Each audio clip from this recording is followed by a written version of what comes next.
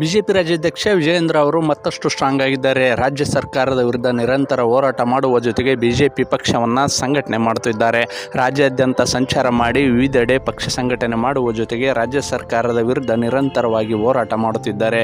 ಈ ನಡುವೆ ಬಿಹಾರ ಚುನಾವಣೆಯ ನಂತರ ಬಿಜೆಪಿ ರಾಜ್ಯಾಧ್ಯಕ್ಷ ಬದಲಾವಣೆ ಅಥವಾ ಮುಂದುವರಿಸುವ ಬಗ್ಗೆ ಹೈಕಮಾಂಡ್ ಒಲವು ತೋರಿದೆ.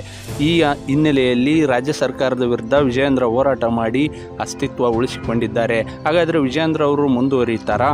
ಈ ಕುರಿತು ಇನ್ನಷ್ಟು ಮಾಹಿತಿ ನೀಡ್ತೀವಿ. ನಮ್ಮ ಚಾನಲ್ ಸಬ್ಸ್ಕ್ರೈಬ್ ಮಾಡಿ, ಶೇರ್ ಮಾಡಿ, ಲೈಕ್ ಮಾಡಿ, ಹಾಗೆ ಕಾಮೆಂಟ್ ಮಾಡಿ.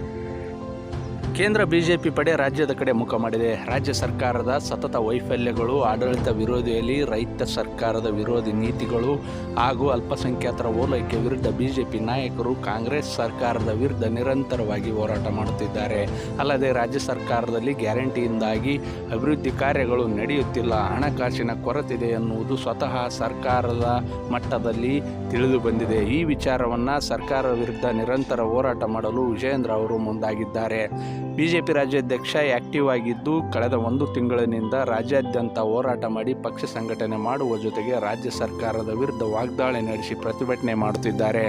ಕೆಲ ದಿನಗಳ ಹಿಂದೆ ಕಬ್ಬಿಗೆ ಬೆಂಬಲ ಬೆಲೆ ನೀಡುವ ಜೊತೆಗೆ 3,500 ರೂಪಾಯಿ ನೀಡುವಂತೆ ಒತ್ತಾಯಿಸಿ ಬೆಳಗಾವಿ, ಬಾಗಲಕೋಟೆ, ಬಿಜಾಪುರದಲ್ಲಿ ರೈತರು ಪ್ರತಿಭಟನೆ ನಡೆಸಿದಂತಹ ಸಂದರ್ಭದಲ್ಲಿ ಬಿಜೆಪಿ ರಾಜ್ಯಾಧ್ಯಕ್ಷ ಹೋರಾಟದಲ್ಲಿ ಭಾಗವಹಿಸುವ ಮೂಲಕ ರಾಜ್ಯ ಸರ್ಕಾರದ ವಿರುದ್ಧ ವಾಗ್ದಾಳಿ ನಡೆಸಿದ್ದರು. ಅಲ್ಲದೆ BS ಯಡಿಯೂರಪ್ಪ ಅವರು ಹಾಕಿಕೊಟ್ಟ ಹಾದಿಯಲ್ಲೇ ಮುನ್ನಡೆಯುತ್ತಿದ್ದು ರೈತರಿಗಾಗಿ ಸದಾಕಾಲ ಹೋರಾಟ ಮಾಡುತ್ತೇನೆ ಎಂದು ಆಕ್ರೋಶ ವ್ಯಕ್ತಪಡಿಸಿದ್ದರು.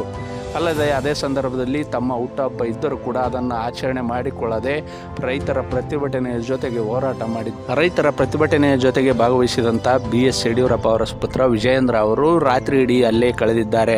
ಬೆಳಗಾವಿ ರೈತರ ಜೊತೆ 2 ದಿನಗಳ ಕಾಲ ನಿರಂತರವಾಗಿ ಹೋರಾಟ ಮಾಡಿ ಕೊನೆಗೂ ರೈತರ ಹೋರಾಟಕ್ಕೆ ಜಯ ಸಿಗುವಲ್ಲಿ ಪ್ರಮುಖ ಪಾತ್ರ ವಹಿಸಿದ್ದಾರೆ. ಅಲ್ಲದೆ ರಾಜ್ಯ ಸರ್ಕಾರ ಕೈದಿಗಳಿಗೆ ನೀಡಿರುವಂಥ ಸೌಲಭ್ಯಗಳ ಕುರಿತು ಪ್ರತಿಭಟನೆ ನಡೆಸಿ ರಾಜ್ಯ ಸರ್ಕಾರಕ್ಕೆ ಎಚ್ಚರಿಕೆ ನೀಡಿದ್ದರು. ಇದಲ್ಲದೆ ರಾಜ್ಯ ಸರ್ಕಾರದ ವಿವಿಧ ವೈಫಲ್ಯಗಳ ವಿರುದ್ಧ ನಿರಂತರ ಹೋರಾಟ ಮಾಡಿ ಕೇಂದ್ರ ನಾಯಕರ ಗಮನ ಸೆಳೆದಿದ್ದರು. ಒಟ್ಟಾರೆಯಾಗಿ ಬಿಜೆಪಿ ರಾಜ್ಯಾಧ್ಯಕ್ಷ ವಿಜಯೇಂದ್ರ ಅವರು ಫುಲ್ ಆಕ್ಟಿವ್ ಆಗಿದ್ದು ಅವರದೇ ಪಕ್ಷದ ವಿರೋಧಿಗಳು ಈಗ ಸೈಲೆಂಟ್ ಆಗಿದ್ದಾರೆ.